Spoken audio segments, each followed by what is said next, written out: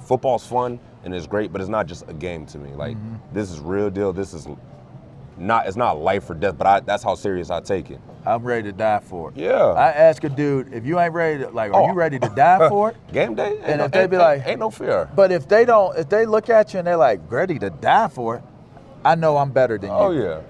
If it comes down to it, I'm want it more. I'm going to want it more. I want it more. I'll put my body on the line. Okay.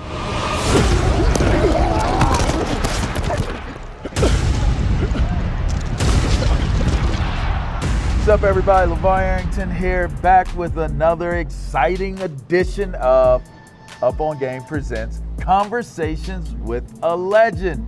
This week, I went in the game. I ain't come out of the game. I got one of my guys here, super stud. I've known him since he was in the puppy mill out in Virginia, out northern Virginia, where the uniforms weren't even big enough for him. He just was out there just beasting on cats all day, all night long. Ended up going to Alabama, having a stellar career there, became one of the all-time greats for there, and then ends up coming back home and playing for the Washington football team. I got my man Jonathan Allen, Mr. Jonathan Allen, if you're nasty, on the show. What's up with you, brother? How you feeling? Good, man. I'm doing great. Appreciate you for having me, man. I appreciate you coming on. I do this show to give a voice to really, in all actuality, to our legends that have played the game that a lot of people have forgotten about and haven't been able to hear the wisdom and the words that come from them and their experiences. To have a current player and a current player of your stature come on to the show is amazing because you're in it. Like, the things that we talk about are applicable to where you're at right now, but it never changes. The questions I'll ask you they will always be the same answers in our own perspectives, but you're in it. You are living it right now, being a current player, and I appreciate you coming on. So I'm going to start right here. You grew up in Virginia. Mm-hmm. Talk to me about your background. When I met you in high school, you're kind of just you're the same version of who you are now. You're quiet, but you've always been a man amongst boys. And people say that, they'll see your size and different things like that. But you've always been more mature mentally in how you approach things as well. What do you attribute your beginning and your background? What do you attribute how you are and how you approach things to? I mean, really, I got to give it all to, obviously God. Without him, I wouldn't even be in this situation. My dad and my brother, two military guys. My dad served 23 years in the Army. My brother's currently 16. So, I mean, people who are military brats understand you got to grow real fast. Indeed. Or you're going to have a rough childhood. Yeah. So, I mean, growing up, I lived in multiple states. Parents got a divorce. That was tough.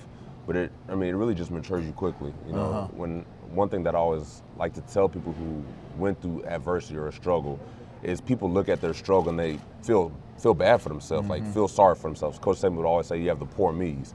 I look at it as how has that changed you and how can you use that to make yourself a better person? And for me, I feel like that matured me a lot faster than I would have if I never went through it. Mm-hmm. So, I got to give a lot of credit to my dad and my brother, man. They're tough. They're hard. Dude. They're hard-nosed. But I feel like after going through my childhood and being raised with such discipline, I don't feel like anything can shake me now.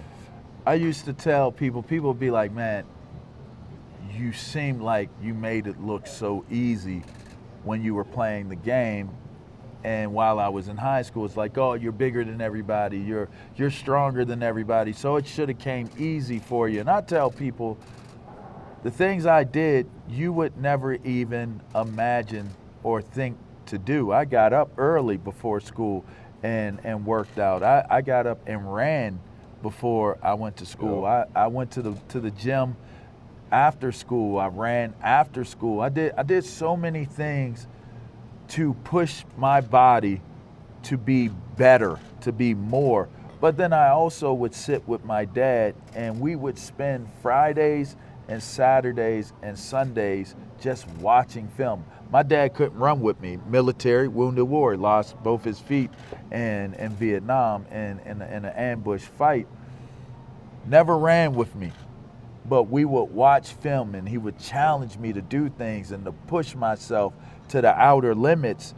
And I started to realize that the further I could push myself to the limit physically and mentally, the easier I made it look when I got into the games. Now, I came to one of your high school games, and I saw how easy you made it look on that field even then.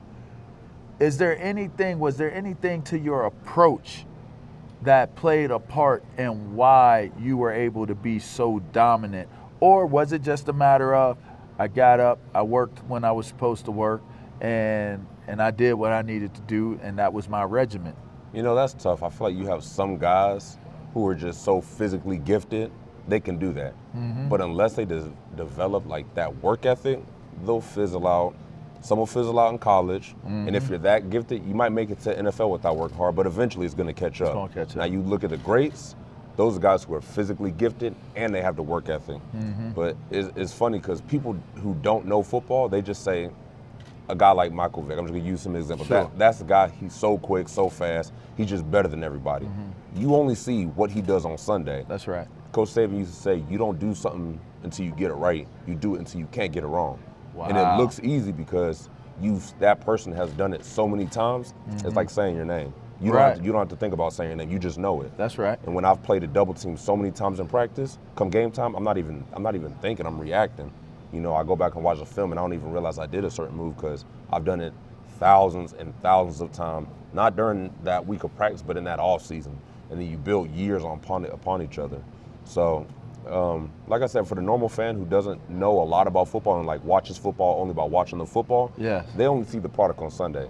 But there's a lot more that goes into it. And for me, I just want to make sure that whatever I'm doing, I practiced it before. And so when I come in the game time and nerves are high and big plays got to be made, I don't got to think about what I got to do. I just got to fall back on my training because I know I've done it 1,000 times. And I just turn my brain off and just go play. Go, go. Go, go, go. Yeah. Go, go, go. You want to be a go guy, not a whoa guy. Yo. Whoa. Yeah, go, go, go. Yeah, you know what I mean? Go, go, go. All right. You mentioned Coach Saban. I'll never forget, and I'm going to ask you something totally different, but I'll never forget you were doing an interview. This was like, this was like the ultimate mic drop moment. I forget what the game was for, what was taking place, but they asked you and you're like, we're Alabama. And I never forgot that. And that mentality, did it take you going to Alabama to have that mentality? First of all, do you remember when you did that? I know exactly. We were playing Michigan State and we beat them 38-0. And the reporter was like, nobody does that. And I'm like, Alabama does. We do.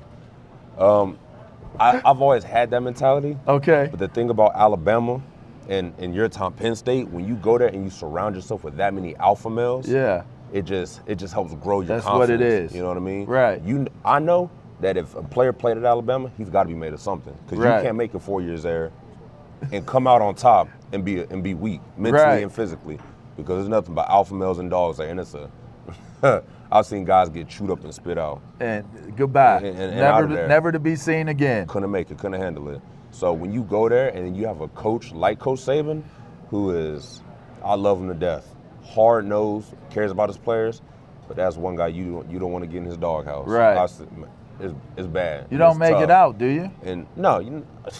If you get in a doghouse with a coach like that in a program like that, I always say, when I was in school, I always tell guys as a recruit, if you're a doghouse type of guy, don't come here. Nope. Because if you find yourself in the doghouse, you will never get out. That's a place that has many rooms. I've seen one guy get in and get out. I can't remember his name. He was a senior when I was a freshman.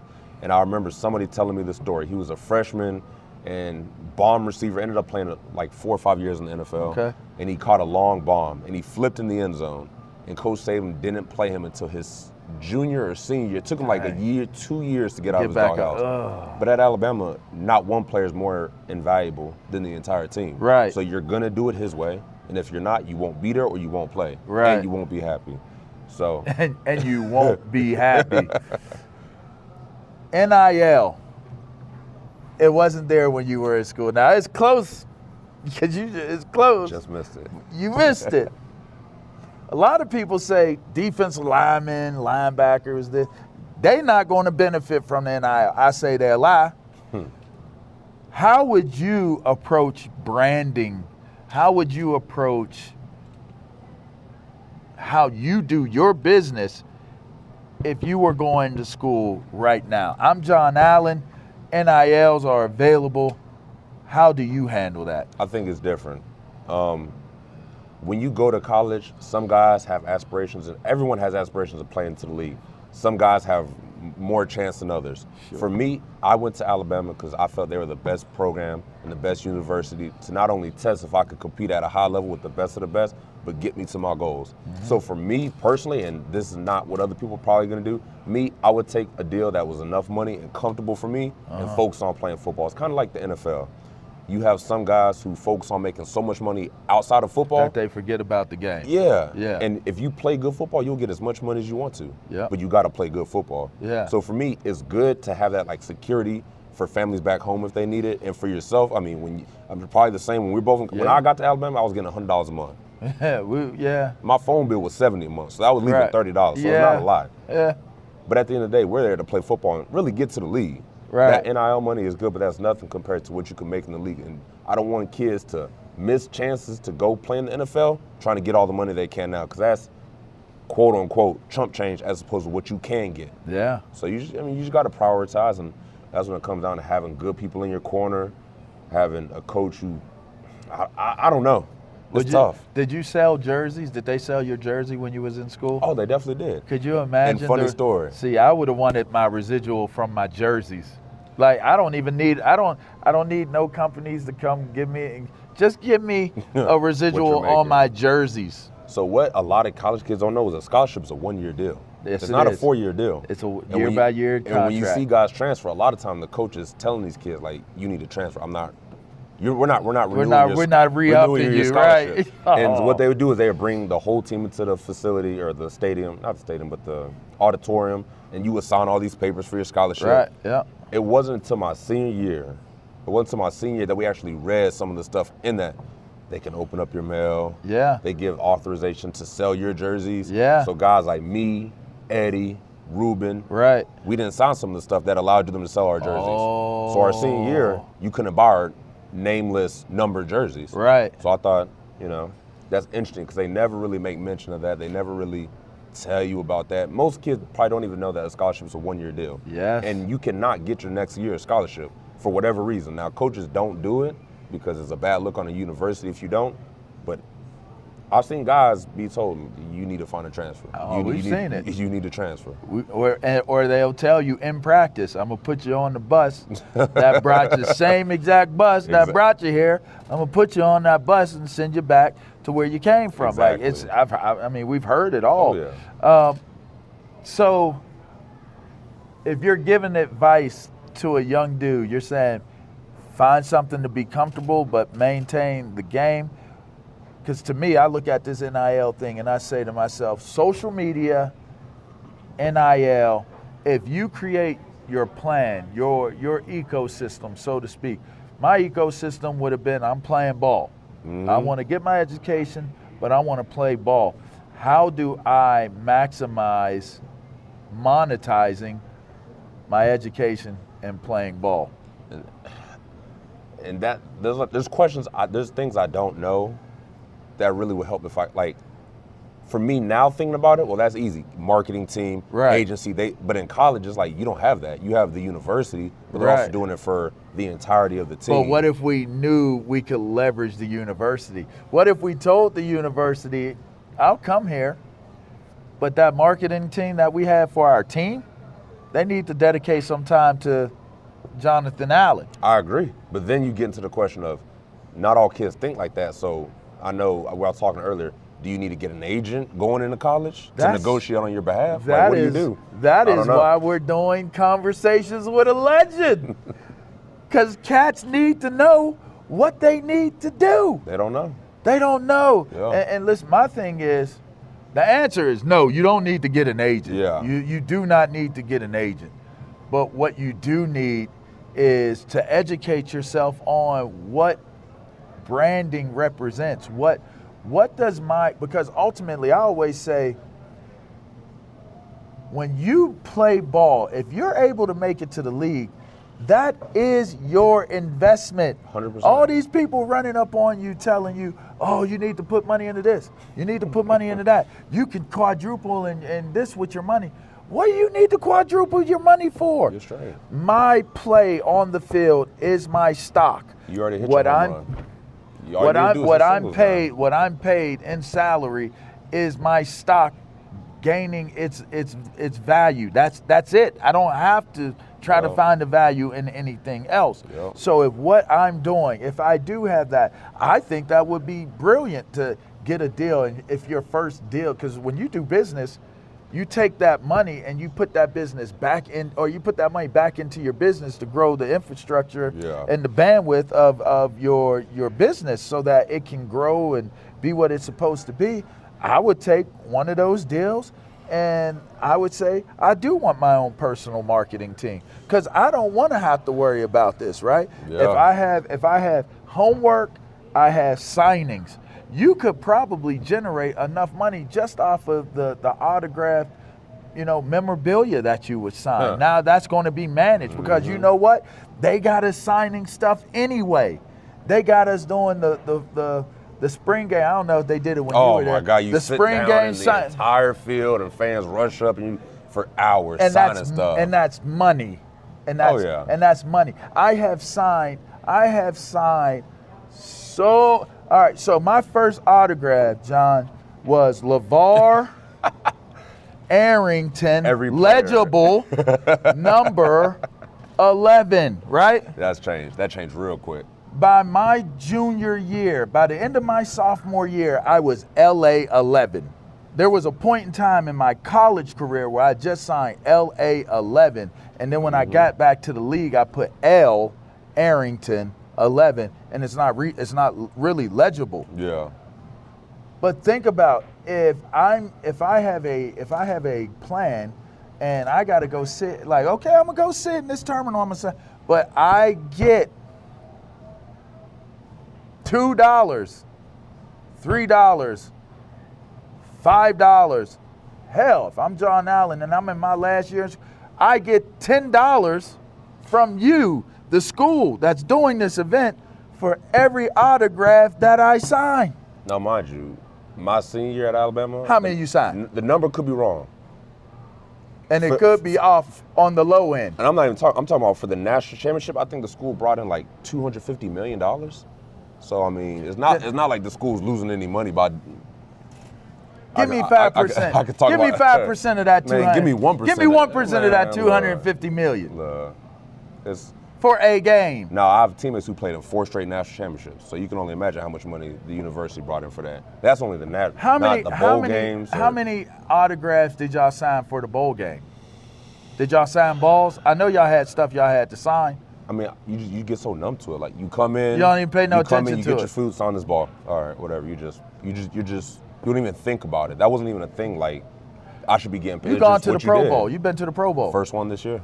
Oh, this is gonna be your first one. It's gonna be my first. Congratulations. I appreciate it. I appreciate it. You gonna hate signing? I'm fired up. You gonna hate signing? Let me tell you something. When I was at the Pro Bowl, they used to bring in a cage up to the ceiling. I don't even know how they got it into the room, full of balls. And all the Pro Bowlers are sitting there like, oh. And they just, here they come. The balls come out. They start passing them around. Sign. Like a machine. Bruh. It's Bruh.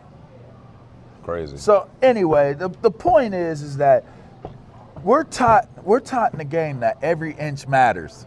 Yeah. Every little thing matters. But we're not taught in our business lives and in our personal lives and in our brands that every single little thing about our brand matters. Well, it's one of the things where you handle the football side, we'll take care of the business side in college. We'll protect you so you don't have to. And some people need, like for me, I couldn't, like, I'm very singular. Like I got to focus on football. I didn't care about none of that. Yeah. But some guys, like, want to know, need to know. And the schools don't always give you the best opportunity to learn. Now, I will say at Alabama, if there was any questions, they were ready to answer. They were always ready to answer. Coach Saban, one thing about him, he's very honest. He's very honest. He always told me, when you come here, I can't promise you nothing. You might come here, you might never ever touch the field, but you're gonna have an opportunity. That's about all I can ever ask you. I gotta offer you. When it came to leaving early, he told some guys, I think you should go. He told me, you're late first round, more than likely early second. You have labrum surgery. You're not going to be competing in none of the combine, none of the workouts. So you need to stay. You need to stay. Now, do what you feel is best for you, but I'm telling you my personal recommendation. So he's been very honest. Yeah. Media training, agents, whatever it is, he's always been able to be fair and honest. Yeah. And I can't speak for other schools, but that isn't how it is. Yeah, I would assume so. That's not how it is.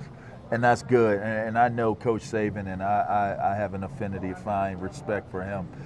I got 2 more questions for you. You gotta love this, right? I ain't asked you about nothing else, right? Because we could always go down. We could always venture down that road, right? Always. All right. So, second to last question is First question is, do you recall a defining moment in your life where you decided, I'm going to be great. I know I can be great. I just got to do the work. Can you think of a moment in your life that may have hit you? It could have been you met somebody and they were somebody that was a hero to you. It could have been, you saw somebody do it or you did it on the field and you knew it. Was there ever that moment where you said to yourself, the guy that I ended up becoming, where I was at in high school, where I was at in college, where I'm at now in the pros, was there ever a defining moment for you that led to your mindset of becoming what you ultimately are right now? There is. And I feel like for everybody who's played in the league, there's always that one moment where football stops becoming a fun game and it becomes your life. You can't, listen, football's fun and it's great, but it's not just a game to me. This is real deal. This is it's not life or death, but that's how serious I take it. I'm ready to die for it. Yeah. I ask a dude, if you ain't ready to, are you ready to die for it? Game day? And if they be like, ain't no fear. But if they look at you and they're like, ready to die for it, I know I'm better than you. Oh, yeah. If it comes down to it, I'm want it more. I'm going to want it more. I want it more. I'll put my body on the line. Okay. So when I was young, first time playing organized football, first practice, I was out of shape, tired. I mean, you don't know. To me, it's just football. It's fun. And Dad being a military guy, if you're gonna do something, you're gonna give everything you have, everything you can do, and you're gonna be the best you can be. Regardless of whatever that your ceiling is, you're gonna reach your ceiling. So I would cut the grass. Now we had I think like a 0.6 acre of a yard. Okay. Now when you're using a hand push mower, that's a big lot. yard. So I would have to do one cut down the grass, hit a lap around the neighborhood, go back, do another, hit another. It would take me like 3.5 hours to cut the grass until I got into good, proper shape. And at that moment, I wouldn't say that's the defining moment, but that's when I started okay, I need to take this for real. It's not just me playing for fun. Start doing push-ups, sit-ups, actually getting sleep the night before the game. Before I just play video games, I don't know. And so that continued all up into high school. It's like, oh man, I got to start working out. I can't just I got to hit the weights. I got to run. I got to actually think about what I'm eating. I got to drink water. Right. Then when I got to college, every step there was also something else that I had to do. And then Coach Saban, I'll never forget, I lived to this quote for the rest of my life. I'll always remember it. He would always tell us, no matter what you do, no matter what profession you go down, no matter what you're trying to accomplish, as long as you do everything you can in your preparation to perform your best, you can live with the results. It doesn't matter if you have a bad game. But if you go out there and hey, I did what I had to all week to prepare, I slept right, I ate right, I gave everything I had during the game, it just wasn't my day. This is what I got to do to improve. You can live with it. Yep. Now, if you don't do that and you go out and play bad, why did I do that? Why didn't I just do that? I could have. Yeah, and that's my biggest thing. I just never want to have regrets. And after doing it so many times and having success, I mean, the proof is in the pudding for me. I know that if I work hard, I will have the success I want. Yeah. I know I will, because I've done it in the past time and time again. Now in the NFL, everyone's in the NFL. Everyone's great. But I know if I go out there and do what I'm supposed to do, I feel like when I do what I do best, no one can block me. Indeed. It's just the way it is. Indeed. Last question. When it's all said and done, they got you in that box, and everybody's saying their goodbyes. What is the legacy that John Allen is leaving? What is the legacy that you want to be remembered by? What is it that you would want to hear them say that would resonate to you, and you be proud that you heard that being said about you? First of all, I want to be known as a God-fearing Christian man. Got to. On the field, I want to be a hard-nosed, tough SOB who didn't take no place off, didn't miss practice, and just physically abuse people. That's what I want to do. That's what I want to be known for. If I'm known for that, I think I'll have success. That's John Allen, and let me tell you something. If you got to go up against him, God bless you and good luck. Hey, listen, this has been an excellent segment. I'm happy about this. I'm excited. Been knowing you since you were so young, and watched you grow and watched you accomplish. Super proud of it. This is Conversations with a Legend. It's Up On Game presents Conversations with a Legend.